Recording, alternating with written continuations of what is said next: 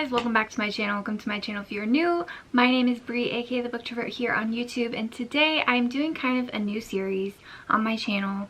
2025, I really am trying to keep up with my reading and reviews of books that I'm reading, and honestly doing the monthly wrap-ups, I just never really did them because I found that I honestly read a lot of books in a month that I forgot what they were about. I didn't want to just hold up books and be like, yes, no, yes, no.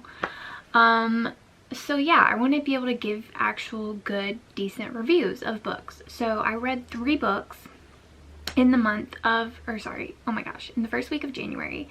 This is a weekly wrap-up video. If you haven't caught on, I'm very bad at explaining things. So yes, so I read 3 books this week, the first week of January.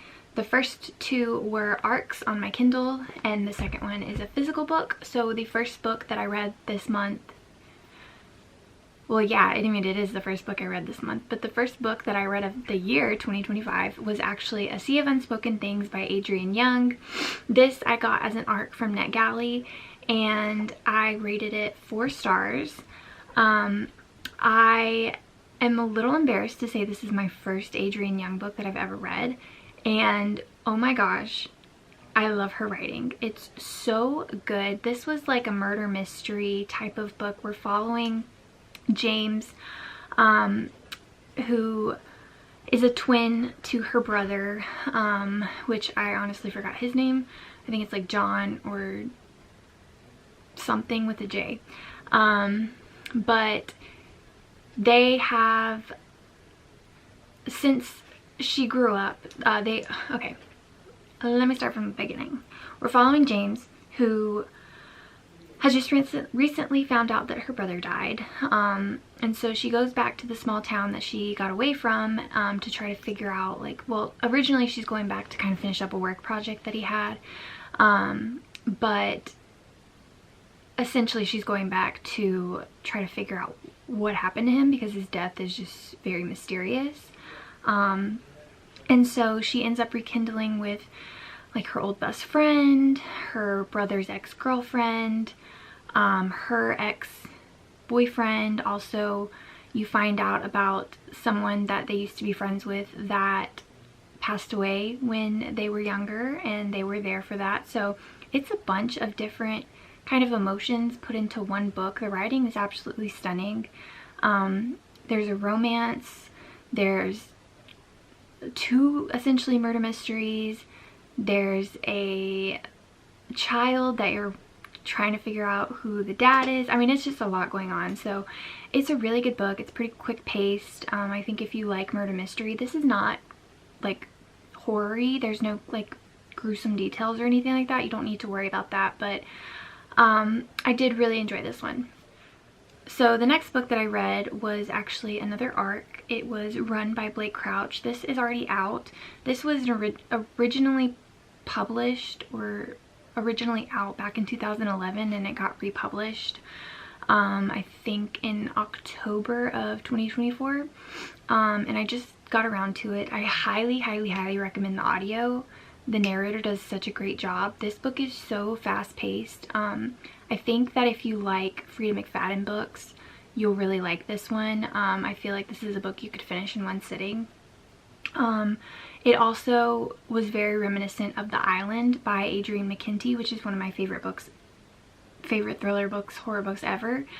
But we're following this family. Essentially what's happening is they are living in a world where this post-apocalyptic type of world where some people are just very violent and out to kill certain people, and it kind of gives Purge vibes, where there's no internet, everything's cut, everything, I don't know how to, I'm bad at explaining things, obviously. There's no internet, everything's cut off, and this family is on the run for their life. So we are following the dad, the mom, and their 2 children, and it's just so fast-paced. I mean, it is action-packed. Like, this read like a movie in my head, and the ending had my jaw on the floor. It was insane. I would say, I know I've already said a few things. But I would say if you're a fan of The Walking Dead, Frida McFadden, The Island by Adrienne McKenty, kind of post-apocalyptic type of situations, you would probably really like this. Yeah, it definitely surprised me, because honestly the only Blake Crouch book that I've read so far was Dark Matter, which is very sci-fi. I have Recursion, I believe, on my shelf. It's either Recursion or his other one, I can't remember what it's called, but those are very sci-fi books, and Dark Matter was fantastic. That was a 6-star book. I still think of that book to this day. So this was quite a shock to me that he wrote a straight up thriller, like fast-paced, action-packed thriller. But I think he did a good job. The only reason I gave it 3.5 stars is because it did lull at sometimes, and honestly, I just was comparing it to The Island by Adrienne McKenty, which I said is one of my favorite books, so I took off a little bit, and I probably wouldn't buy that one for myself. But I'm saying that now. I am still thinking about the book to this day, so, you know, that's a good sign. I may have to bump it up to like 3.75, but right now it's sitting at a 3.5. And then the last book that I read this week was Call It What You Want by Alissa Derogatis. This is a local author in Charlotte, North Carolina. She wrote a book. I think I actually got this from like a local bookstore here. I just really needed something light, like a romance type of book to read after all the crazy stuff that I've been reading. Obviously I read like 2 thrillers. So I told my husband, honestly, I was laying in bed and I told my husband last night, I was like, can you go pick out a book off of my romance shelf for me to read? And he just so happened to pick this one. And so I started it. I read this book in one sitting. I was up until 1 a.m. last night reading this book. This was a 6-star book for me. I felt so many things, which is insane because this book is less than 300 pages. I spilled coffee on this book.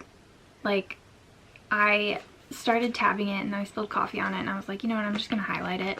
I highlighted this book. I will be buying another copy of this book. I actually messaged the author on Instagram to see if there was a way that I could possibly buy a signed copy from her. But you guys, if you've not picked this up, if you haven't heard of it, please. This is following a situationship. So we've got 2 characters, Sloane and Ethan, who meet in college, and they just have like a very, I don't want to say it's toxic, but I mean it is, relationship, and you follow them through the final year of college up into adulthood, and just, you are rooting so hard for this couple. You also get a little bit of romance from their 2 roommates, Graham and Lauren, and every character in this book I just loved so freaking much. I just loved this book so much. This would be an incredible movie. I couldn't put it down. Like, I legit did not put this book down. And you guys, I don't stay up late, but I dang sure do not read books in one sitting. Like, I don't think I'm a slow reader, but I'm definitely not like a quick reader. This book was so good. I want like every special edition of this book ever. It's just so incredible. Incredible. This is a debut. I have such good luck with debuts, I find, too, because I don't know what it is about debuts, but they always hit for me. Well, I don't want to say always, but they usually hit for me, and this book definitely was a hit for me. Like, this was so incredible. And if you can't tell, already very loved. Yeah, let me just read you this quote that I put in my review. By the way, if you're wondering what I'm reading when I'm reading, what I'm rating things that I'm reading, my Storygraph, I do not use Goodreads. I usually only use Goodreads to scan books and see their ratings because they just have a lot higher of volume when it comes to book ratings. But I am solely on Storygraph. It's always linked down below. You can add me as a friend on there, see what I'm reading, you can, you know, do all that. But I like to try to put quotes in my reviews, and this is the quote that I put in for this book in my review.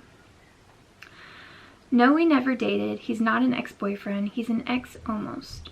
Maybe that's all we'd ever be. An incomplete sentence or a book that someone put down halfway through and never picked back up. Finished without an ending." That was in the prologue. That was on page 2. Frickin' page 2. Please go read that book. Please. So yeah, that was my first week of reading in January 2025, and I am very thrilled, very happy with all of those books, to be honest. It's already starting out super well, which I'm gonna knock on wood for, because, you know.